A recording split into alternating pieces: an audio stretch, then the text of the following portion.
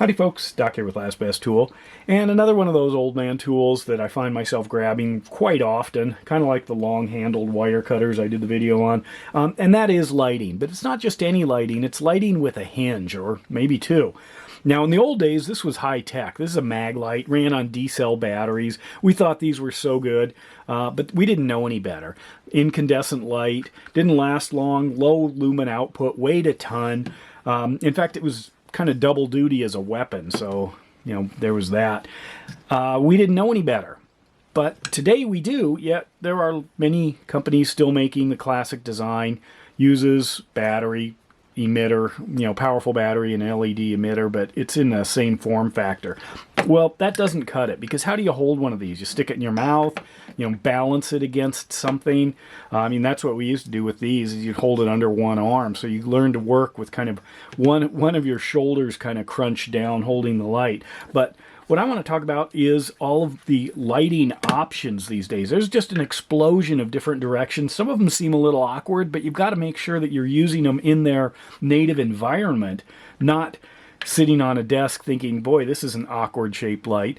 And point and fact are these new, well, not terribly new, but these kind of stick lights. They seem super handy, super effective, but awkward. And they're evolving even faster than most other lights. There are a couple of other types, but we're seeing sort of a generalized kind of a tree of life, a set of branches in different directions that are being modified, but modified kind of independent of the other designs. So in the old days, we started out with a light, and then we had light holders and things like that. But kind of that standard swivel model, like this old icon here, became sort of an industry design that was pretty popular. All it was some sort of a swivel mechanism that allowed your light to be pointed in all kinds of different directions.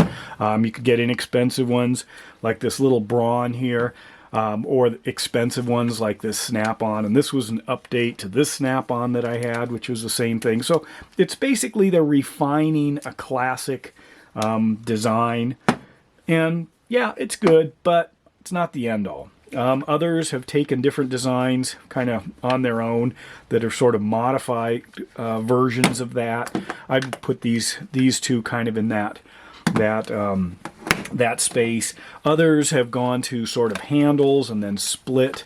Might be a spot and a flood or two floods, like this Nebo, and then allows you to both turn it around but also adjust it in other ways. Klein's got their big one that does very similar dual lighting. Did videos on these. Excellent light, by the way. Fabulous. But there are a few others.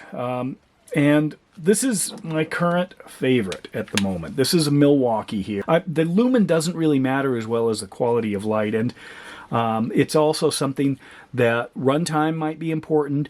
The ability to move the light into the direction you want. Features. Now in this case, this is a real popular one, and it's even a moddable one. This is a dual hinged Braun. I don't actually like this all that much for a couple of reasons, but I can turn this around, run it full over backwards. It doesn't need to turn sideways because obviously you can rotate the base, but most of them have a light up front, and then they may have two different kinds of light. This one does not have light on this side because you can fold it all the way over, whereas most of the others that do have light on both sides is because they end generally in a vertical position like that. Generally pretty good. You have to have a strong magnet. This one doesn't. And then if you're trying to use it in any other direction than along this swing arm, it's a little difficult to get it lined up. I do find that this point light right here is the one I use most with this little tiny Snap-on right there. And you have to cycle through everything. The old design. I do like the icon here. Here's a pro tip though. I wanted green, and I wanted it on sale. And not being an Inside Track Club member, that was going to be hard to do. But then it occurred to me, oh, I can buy a black one on sale, wait a week, the green ones come back in after the sale, and I can exchange it. Ta-da, they were fine with it. They don't care. Greens and blacks, they sell the same. But anyway, this is a pretty good one. It's pretty powerful. It's got, the different lights. But why do I like this one? Well, one, it's got a tremendously strong base, and I can easily hang it. It's surprising how often I hang things like this, and I can turn on both sides on this thing. You can see it's got a greater number of buttons, so if I turn this on, I can actually have both sides on, so it becomes a pretty sophisticated area light as well. The powerful magnet, that to me is really important, but also the base is plenty strong. Just as a sitting base, there is a charging cradle you can get for this thing.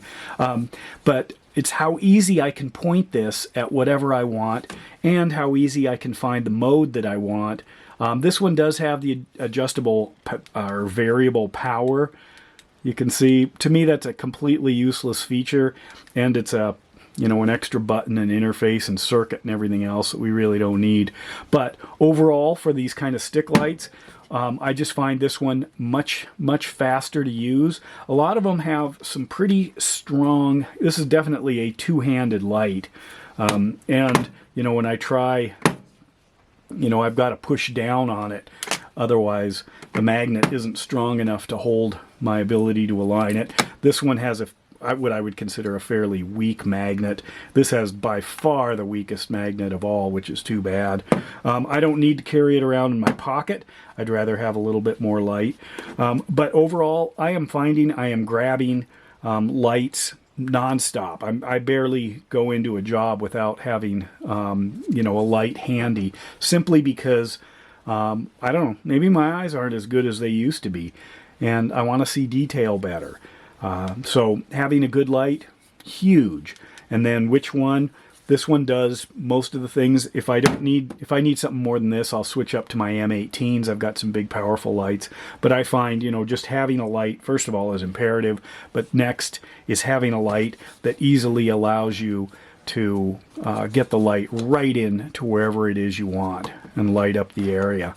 So that's what I'm thinking. This one I felt like was kind of cool, but an afterthought. They were repurposing some odd designs. But overall, I don't think you can have too many lights. And I can see why maybe companies like Snap-on seem to be making lights every month. There's a new light, or every new product catalog or sale catalog. There are new kinds of lights. And Milwaukee is exploring that space. But there are so many that are so similar, but they have little design features that just make them wildly better than the other ones. So anyway, these aren't cheap. They're about $100. You can get into the icons. Matt retails like 40. The bronze are even cheaper.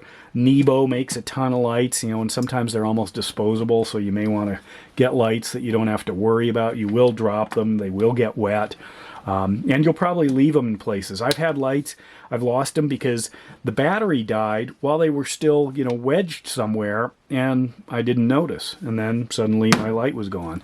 Another thing, though, that I'm finding is working in daylight, I'm using lights.